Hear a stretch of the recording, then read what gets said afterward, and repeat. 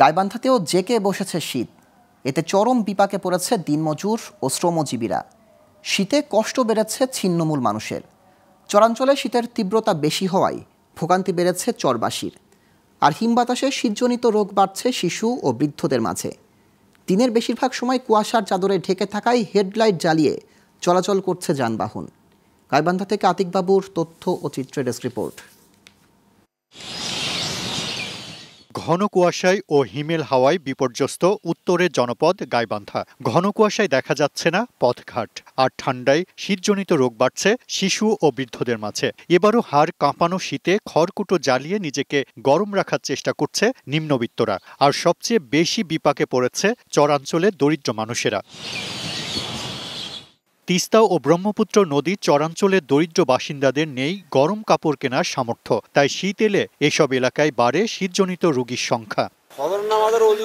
নামাজ পড়ে যে বাইরে দোকান খুলবো, হাতের কাজ করে না, তালাই খোলা যায় না।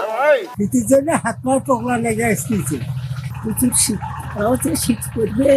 শীতের জন্য ঘরে থাকতে পারিনি, তো সকালবেলা উঠে নামাজ পড়ে ঢেলে ভালো হয়। রোদ উঠলে পরে তারপরে বাগান লাগে। বাচ্চারা, বয়স্ক লোক এরা ঘর থেকে বাড়াতে পারে না। ছোট বাচ্চা নিয়ে আমরা বাইরে বাড়াতে পারি না।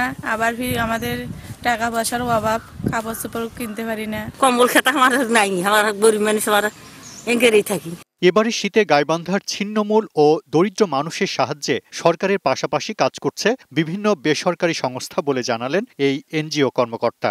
শীতের ফলে দেখা যাচ্ছে যে বিশেষ করে যারা দরিদ্র, যারা একদম বৃদ্ধ, যারা প্রতিবন্ধী, যারা শিশু এবং যাদের ক্রয় ক্ষমতা নাই, তারা সবচেয়ে বেশি সাফার ভোগান্তিত হচ্ছে শীতে। যে এখানে বাংলাদেশ সরকারের পক্ষ থেকে এবং যারা বেসরকারি উন্নয়ন সংস্থা আছে, এই সমস্ত দরিদ্র লোকদের জন্য কিছুটা কাজ করা দরকার। এবছর সরকারি সাহায্যের পাশাপাশি সমাজের বিত্তবানরা শীতার্তদের পাশে এগিয়ে আসবে, এমনটাই প্রত্যাশা গাইবান্ধাবাসীর।